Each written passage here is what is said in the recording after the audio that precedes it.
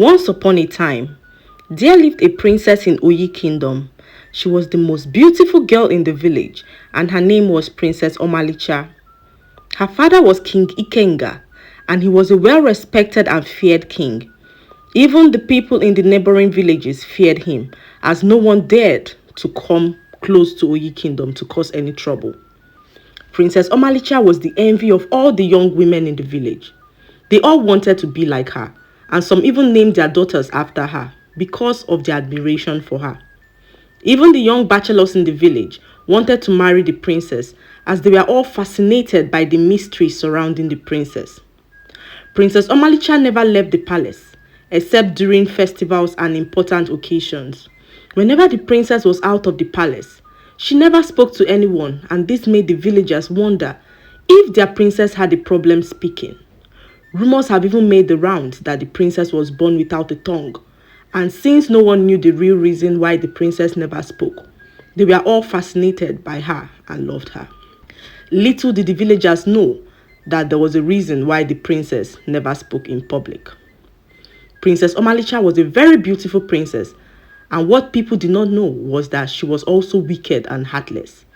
Behind her charming beauty was a princess who was quick to anger, a princess who would not hesitate to punish and beat up her maidens for little mistakes, a heartless and wicked princess whose presence sent shivers down the spines of her maids and guards, a princess who was never kind or apologetic and did no wrong in her own eyes.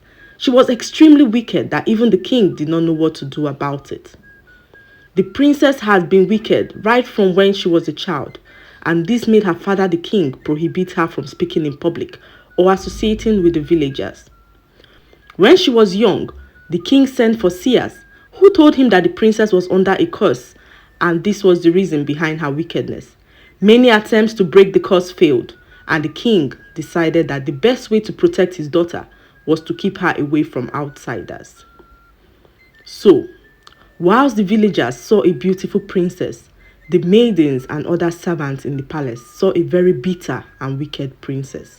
One day, the princess ordered one of her maidens, Chinasa, to summon all the maidens and guards to her waiting chamber. They were all standing in her chamber when she walked in and noticed the absence of one of the maidens, Ngozi. The thought of this made the princess so furious. "How dare I appear before one of my maidens?" said the princess. And Chinasa, filled with so much fear, quickly replied saying, "My princess, Ngozi has been unwell since yesterday. That is why we let her sleep." Before she could finish what she was saying, Princess Omalicha gave her a very hot slap on her cheek and ordered 2 palace guards to drag Ngozi out of the maiden's quarters, not caring if she was sick or dying. Immediately, Ngozi was brought out to the waiting chamber. Princess Omalicha ordered a guard to flog Ngozi 20 strokes of the cane for defying her orders.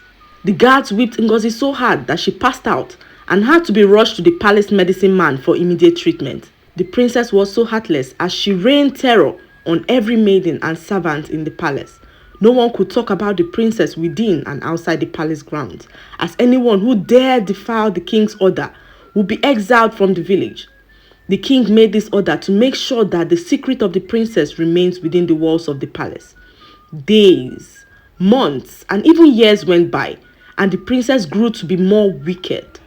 The king grew tired of receiving reports of his daughter's wicked acts, so one day, King Ikenga summoned Princess Omalicha to his chamber and told her that time had come for the princess to pick her groom. Princess Omalicha was shocked, as she had never imagined this day would ever come. Her father told her of his plans to send out a message to the young eligible bachelors in the village to declare their interest to marry her.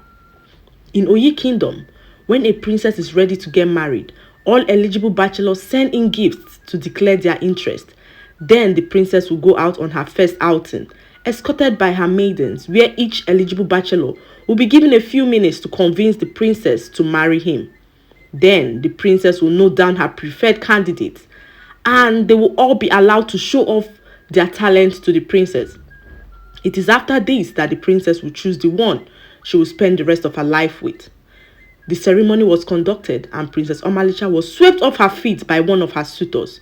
His name was Ejike, and he was an industrious and handsome man. He was not so wealthy, but he had a very beautiful voice. When he sang for the princess, she felt a joy that she had never felt before, and immediately she made up her mind to marry Ejike. Ejike as well loved the princess so much and hoped she would choose him as her groom. The princess was so excited as she could not wait for the marriage ceremony. She had never been this happy, and everyone in the palace was shocked at how the princess smiled and laughed around the palace. This was an unusual sight, as the princess was always unhappy and angry. Her maidens were relieved as she barely shouted at them. They were so happy, although not all the maidens shared in this excitement, especially Ngozi. It turned out that the chosen groom was Ngozi's only brother, Ejike. Ngozi remembered all what the princess had done to her, as well as other maidens in the palace, and vowed never to allow her brother Ejike to marry the princess.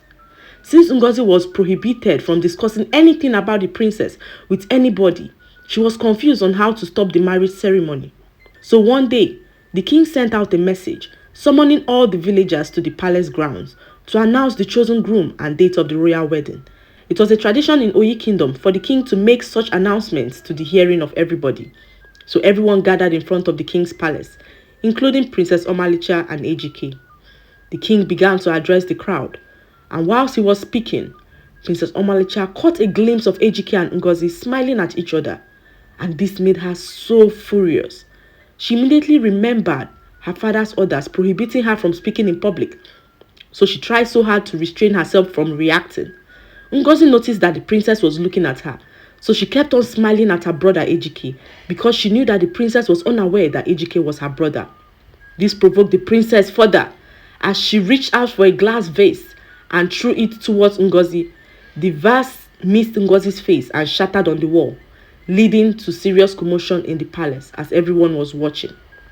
Not minding the presence of all the villagers, Princess Omalicha immediately slapped Ngozi and began to throw some punches at her. Everyone was in shock, including the king, who ordered the guards to take the princess away. Later on, when tensions returned to normal, Princess Omalicha got information that Ejike was Ngozi's brother, and this made her so ashamed and sad, as she did not know how to face the villagers and her soon-to-be groom, Ejike. All the villagers were disappointed, especially Ejike, who never knew this side of the princess. Princess Omalicha loved Ejike so much, and the thought of losing him over her terrible character made her do what she had never done before. Princess Omalicha went around the palace, apologizing to everyone she had ever wronged, including Ngozi. She then went on to beg her father to give her the opportunity to apologize to all the villagers. Her father was shocked, as his daughter had never apologized to anybody before. He happily sent out his guards to summon the villagers, and Princess Omalicha apologized to everyone from her heart. Immediately, the age-long curse was broken, and the princess was free from the curse of wickedness. A curse placed on the princess even before she was born by a wicked old witch who wanted the king to marry her daughter. When the king refused her proposal, she laid a curse on his first child, saying that the child would be wicked and would never find true love. The only thing that could break the curse was forgiveness from everybody the child would wrong. And since everybody forgave Princess Omalicha, including Ejike and his sister Ngozi, the curse was lifted, and Princess Omalicha got married to Ejike and lived happily ever after. The lesson to be learned from this story is that we should not be quick to judge a person, as you might not know what the person is going through. Always be kind to others and do not pay evil for evil. Be kind always. Please like and subscribe and drop a comment. It helps grow our channel. I'll see you in our next story. Bye.